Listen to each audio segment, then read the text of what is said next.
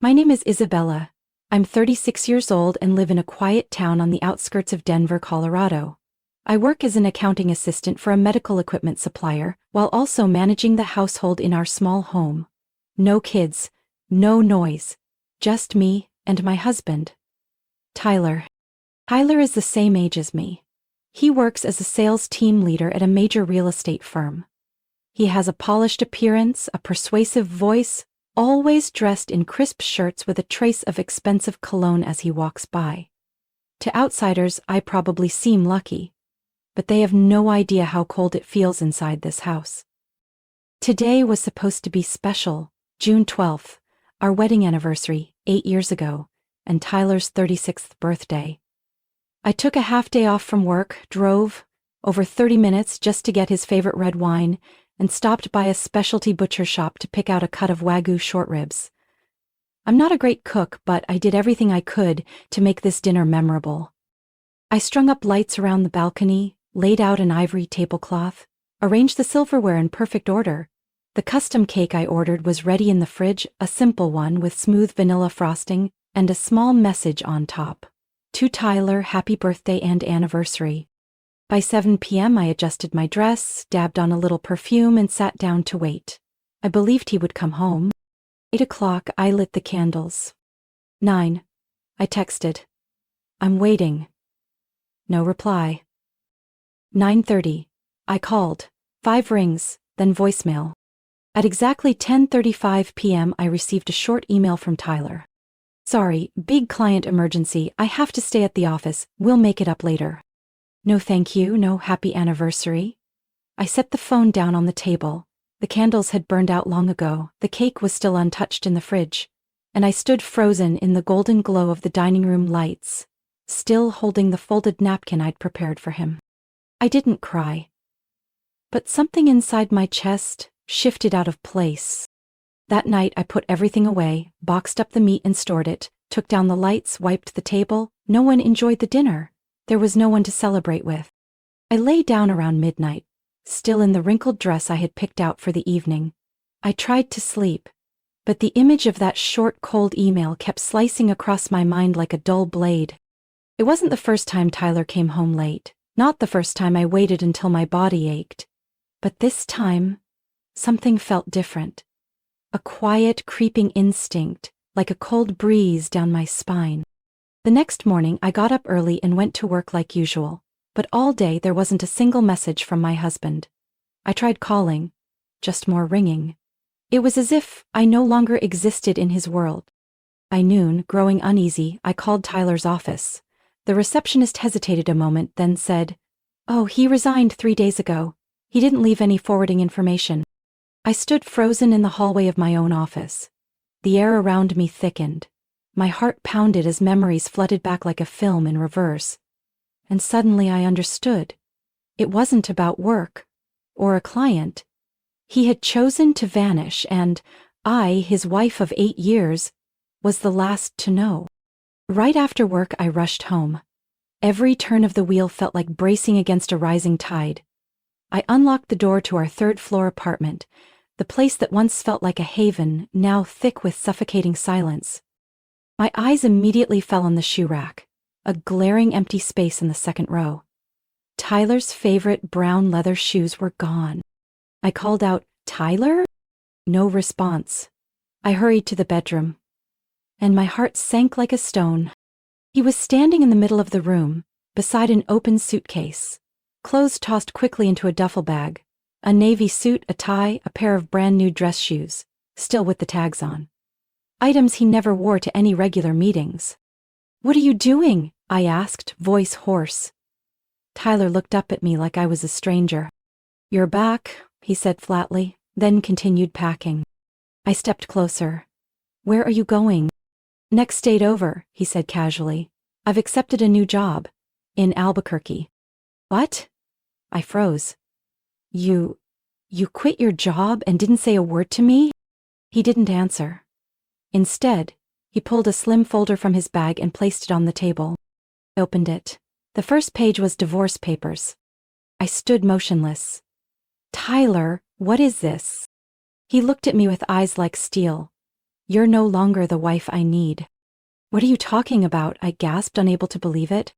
"You always put work first. The house is dusty. You only cook on weekends. You don't care about me anymore." I gripped the papers. I tried. "You come home late saying you already ate. I cook, you ignore it. I clean, you tell me not to touch your desk. And now you blame me for not fulfilling my duties?" "Don't bring up petty things," he snapped. "You just make excuses. A real wife doesn't need reminders." I let out a bitter laugh. "You talk like I sit around all day. I work, I pay half the rent, but no one cooks dinner for me, no one asks if I'm okay, and I never complained." Tyler narrowed his eyes. "That's your choice. I've made mine."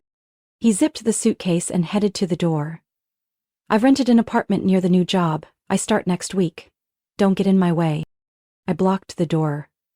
"That's it? No apology, no explanation? After 8 years? "I don't owe you anything," he said, then brushed past me without looking back. The door clicked shut behind him, final and cold like the slam of a courtroom gavel. I sank to the floor, still clutching the divorce papers, my hands trembling. 2 days later, I received a call from the building management office. "Mrs. Isabella, we just received a request to transfer the lease. The current leaseholder has requested to terminate the contract." I froze. "What did he say?" I asked. "He had just left a note. I no longer live there. The person staying behind will clear out and move before the end of the month." No discussion, no message. That night, I dug through the drawer of our old desk and found the receipts for all the furniture. Almost everything, from the sofa to the fridge, was under my name. The only things he took were clothes and a few small tech items. Tyler left like a stranger, but it was that very coldness that finally woke me up. I looked around the apartment. Everything was still there, except the marriage. I didn't sign the divorce papers right away. They sat on the table for 3 days, like a scratch that hadn't started bleeding yet. Every time I walked past, I stopped and stared, as if a reason might appear between the cold typed lines. But the more I looked, the clearer it became. The only explanation was Tyler's brutal silence when he walked out without a word. On Saturday night, I got a notification from an old friends group. An 18-year high school reunion at a craft brewery downtown Denver. I had once looked forward to it, had even paid the reservation fee a month ago. Back then, I imagined showing up with Tyler, hand in hand, a stable couple among those struggling or divorced. Now, it was just me, and a hollow ache that ran deep. I almost didn't go. But then, after looking in the mirror, at the tired face still holding a trace of dignity, I got dressed. A simple black dress, wine-colored lipstick, hair pulled back. Not to impress anyone, just to remind myself I still existed. I was still strong enough to walk into a crowded room without flinching. Moonlight Brewery was just as loud and lively as I remembered from our teenage years. Laughter, clinking glasses, and the hum of old stories echoing from every corner. I stepped into the noise, feeling out of place at first, until a familiar glance made me stop. "Hey, Isabella." I turned. It was Nathan, the guy who used to play bass in the school band. Now he had a bit of stubble, a warm, settled look. "I almost didn't recognize you," he smiled, handing me a beer. "Still the last one to show up, huh?" We sat at a small table tucked in the back. Nathan shared that he'd been divorced for 3 years, raising his 6-year-old daughter alone.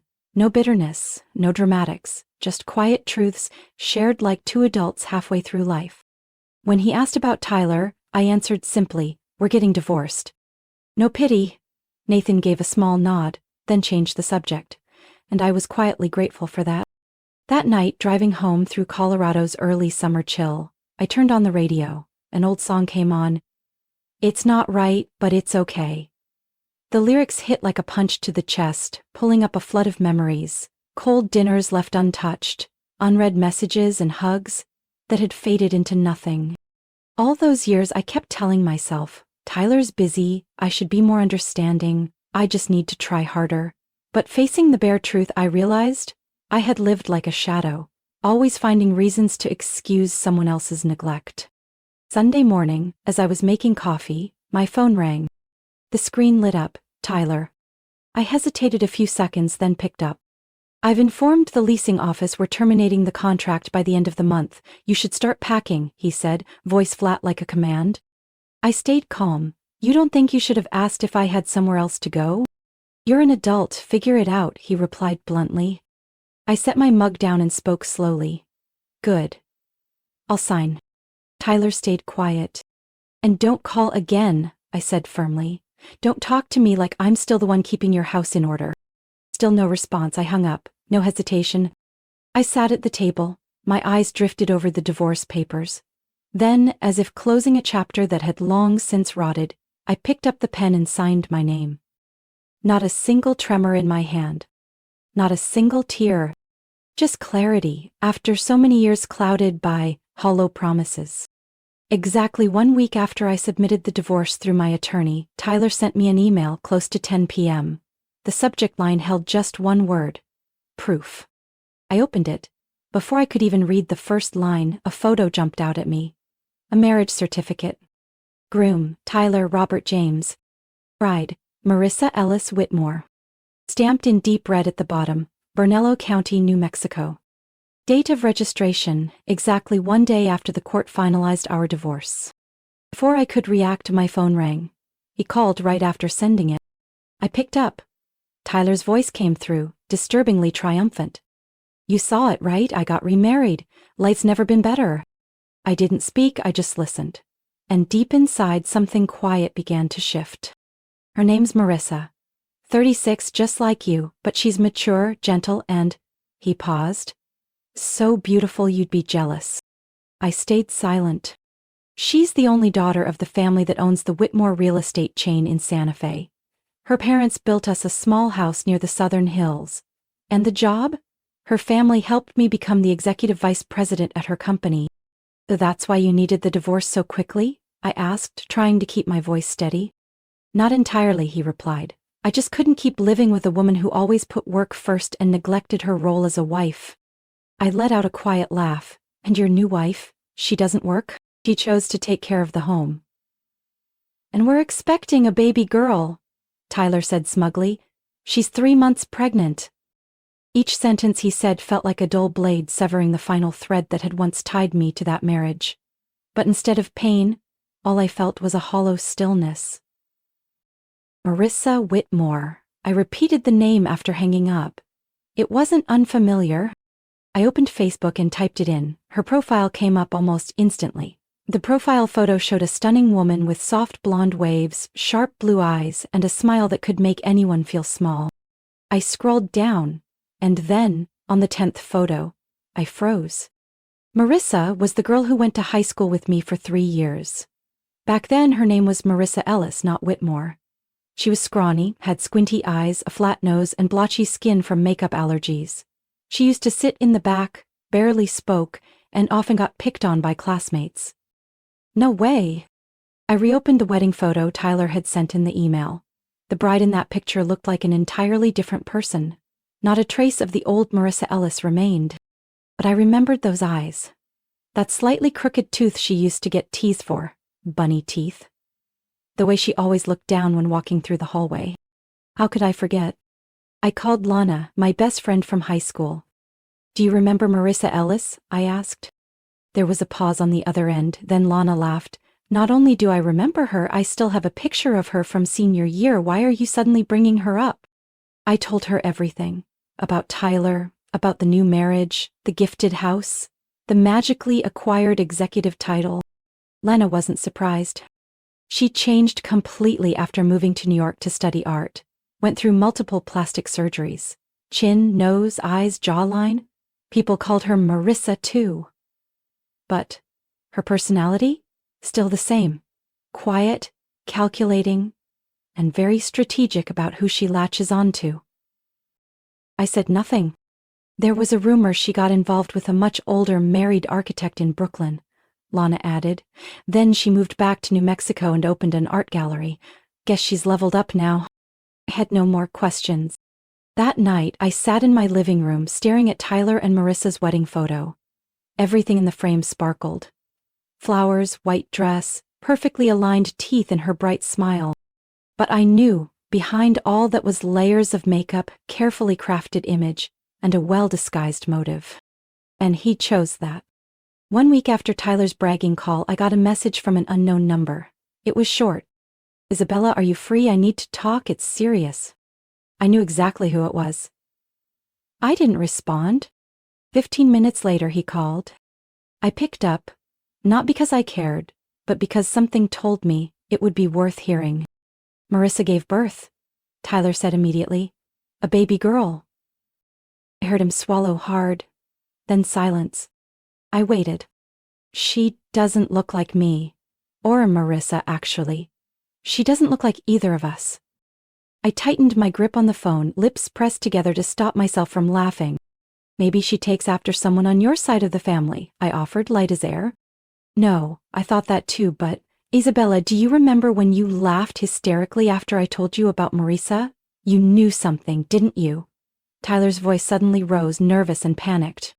I leaned back in my chair, a slight smirk on my lips.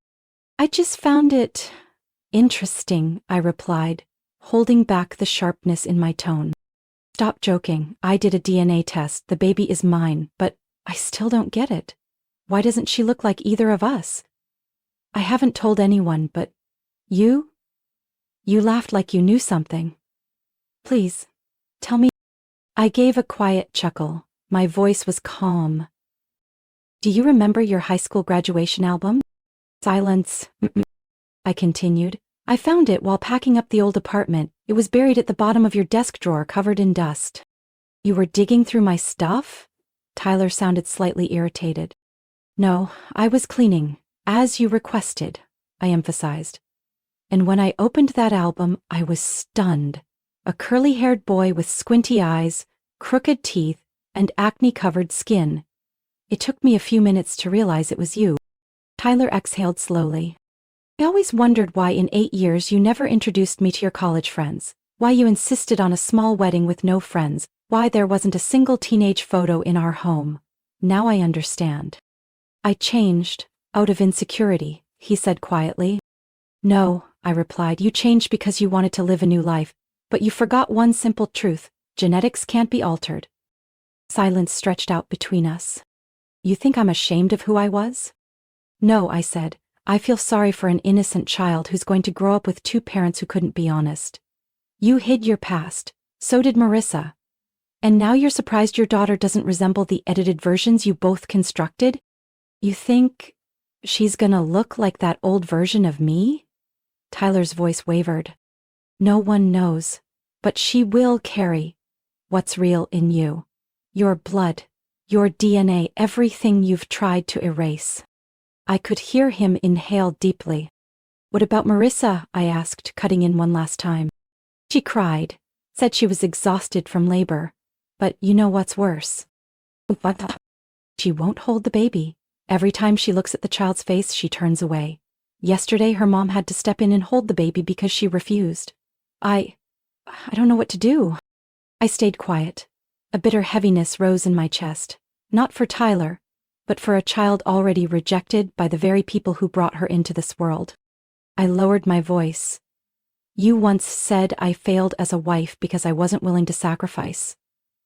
But the one rejecting his role as a father is you." Tyler sighed, maybe about to speak again, but I stopped him.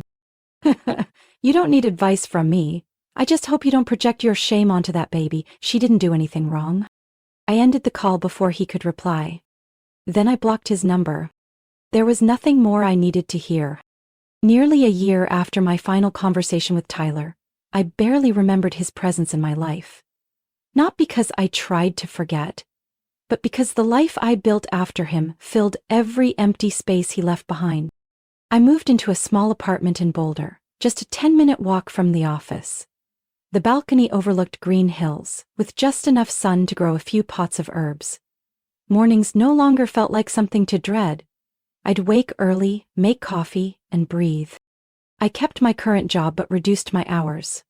I chose a life of balance instead of burnout, chasing things that were never meant for me. I enrolled in a weekend art class and reconnected with old friends, one of whom was Nathan, the guy I had met at the reunion. We didn't tie each other down with promises or expectations. just quiet afternoons and simple companionship between two people who valued peace. I no longer checked on Tyler. But life has a strange way of updating you about people who once stepped out of it. One early autumn afternoon, I ran into Lana at a used bookstore. After a few casual greetings, she leaned in and whispered, "You haven't heard anything about Tyler, have you?" I shook my head slightly. "Marissa is looking for a divorce attorney." I raised an eyebrow, unsurprised. "Word is Tyler cheated again," Lana continued, "with a new hire at his wife's company. Marissa found out 3 months ago but kept quiet, for the child's sake." "The child?" I asked. "Their daughter. She's almost 3 now. But it gets worse." Lana showed me a screenshot from a friend in a preschool parent group. "There's a new girl in class. Her mom had full plastic surgery. Somehow the kids found out and started teasing her, saying, 'Your mom used to be ugly.' The poor thing cried all week." I stared at the message, heart sinking. Even though I no longer cared about Tyler or Marissa, thinking of a child being bullied for choices that weren't hers broke something in me. Sadness. Anger. Both. "Marissa regrets having the baby," Lana added. "She thought the child would inherit her post-surgery beauty, but now, it's obvious the girl carries the original genes." I said nothing, because honestly, there was nothing left to say. Tyler and Marissa once chose a version of life wrapped in glitter, built on illusions of beauty, status, and control. But in the end, what couldn't be hidden, the past, the truth, and the way they treated others was what showed up the clearest when they had a child. I returned to my afternoon, picked up a small croissant from the bakery, and strolled home through the park, where golden light streamed through patches of grass. My life now has no drama, no major twists, but it has rhythm, autonomy, and a fullness I once thought I'd never touch. Sometimes I still reflect on what I've been through. 8 years of marriage, a sudden divorce, a shameless betrayal, and the unmasking behind all that flawless makeup. But I no longer feel bitterness. I feel gratitude. Because that collapse gave me the chance to be reborn. Not into someone new, but into myself. No compromises, no avoidance, no pretending to be okay. If anyone ever asked me whether I've forgiven Tyler, I'll probably smile and say, "I don't need to forgive anyone, I just need to live true to myself." And for the first time in years, I can say that without hesitation. Isabella's story is a reminder that appearances may fool the world, but time always reveals the truth. When she was betrayed and discarded for not being perfect, she didn't seek revenge or beg for closure. She walked away quietly and rebuilt her life from the inside out. In the end, those who lived a lie had to face the consequences they created, while Isabella found freedom, peace, and her true self, something no amount of cosmetic surgery could ever buy. What do you think of Isabella's choices and the downfall of those who lived a lie? Share your thoughts in the comments. Don't forget to follow the channel for more powerful and surprising stories about family and life.